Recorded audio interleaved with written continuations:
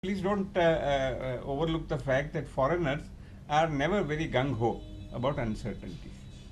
Hmm. So, if you think that with all these rules and information, etc., the foreigners are going to take a very quick decision to invest in India, uh, perhaps it is as Mr. Palkhiwala had once mentioned, and he said this that it was Dr. Johnson, Samuel Johnson, who commented about a friend whose first marriage was not a resounding success, the triumph of hope over experience. Yeah, on that note we move on to the next issue, that is 195.6. Again, you have a potential headache, but again the CBDT member and the joint secretary yesterday did clarify that as regards the onerous reporting requirements which we are reading into in the wake of the proposed amendment to section 195.6, payments to non-resident, they said that not all cases would have to be reported, and the intent behind this amendment is to be able to seek information irrespective of whether the sum paid is chargeable to tax or not.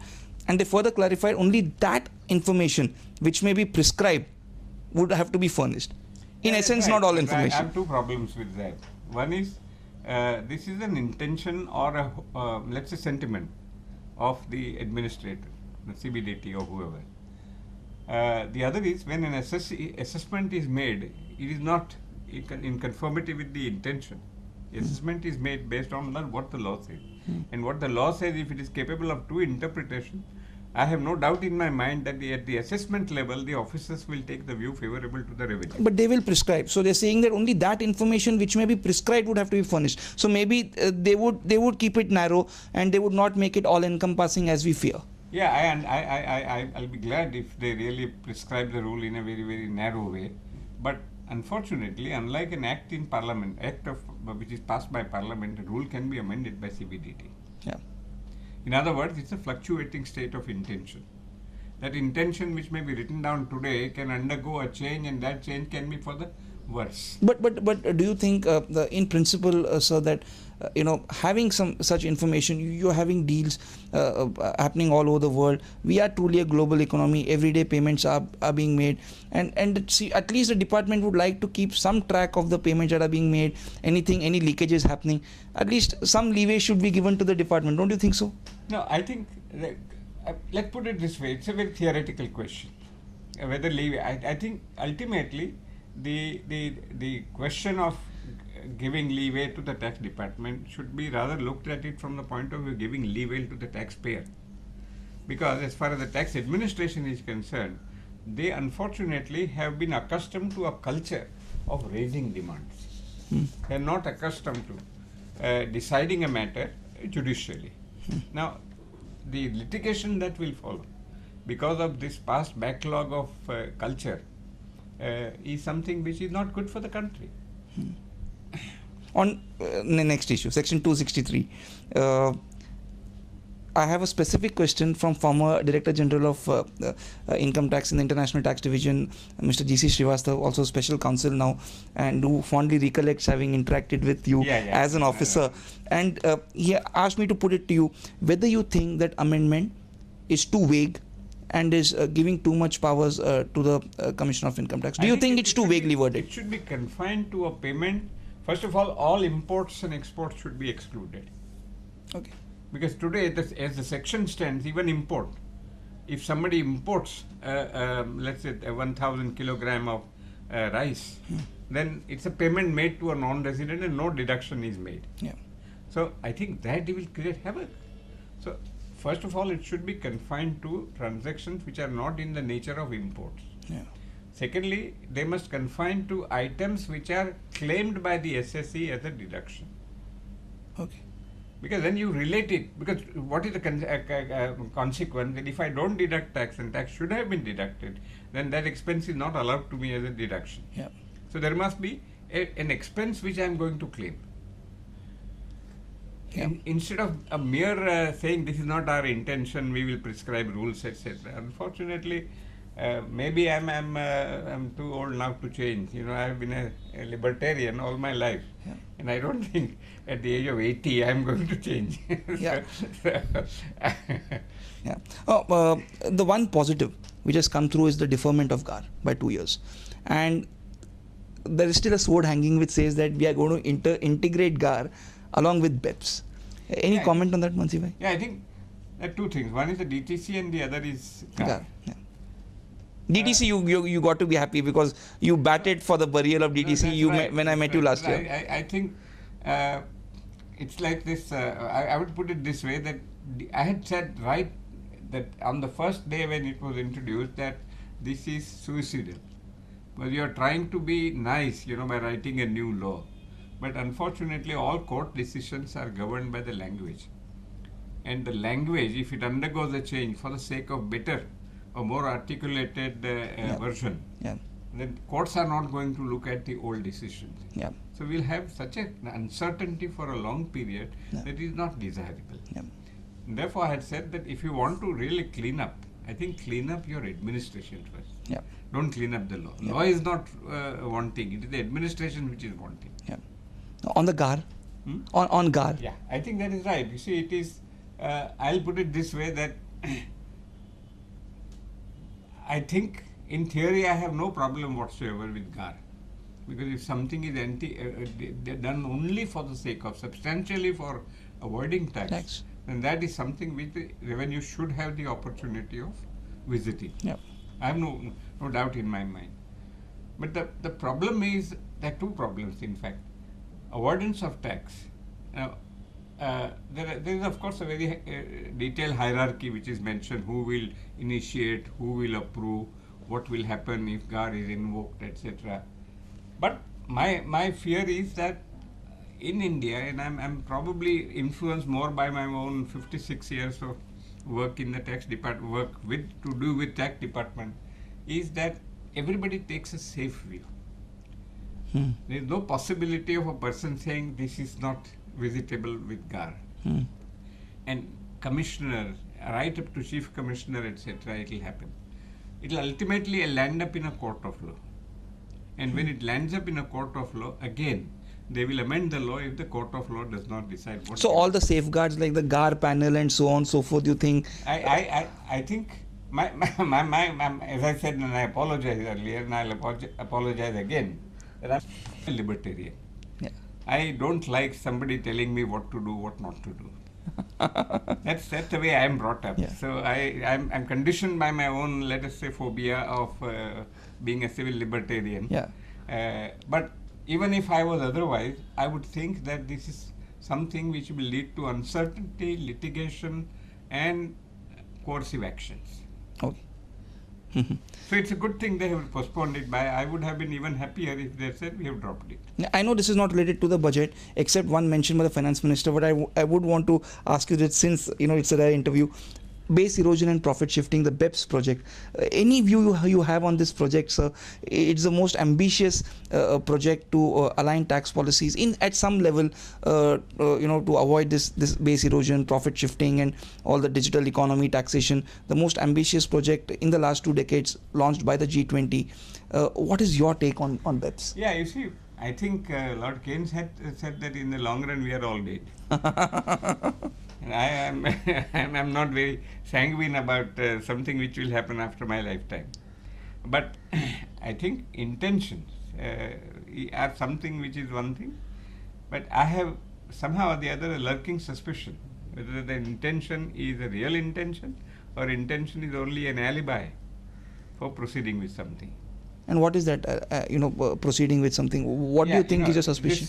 The entire chapter dealing with GAR. The entire chapter dealing with GAR. You see, there is a procedure laid down. Yeah. And there is also an appellate jurisdiction, etc. It will all land up in litigation. We can do without litigation in this country. I agree. There's one question I want to ask from Mr. P.V. Srinivasan. He specifically asked me to put this to you, the head of tax at Wipro.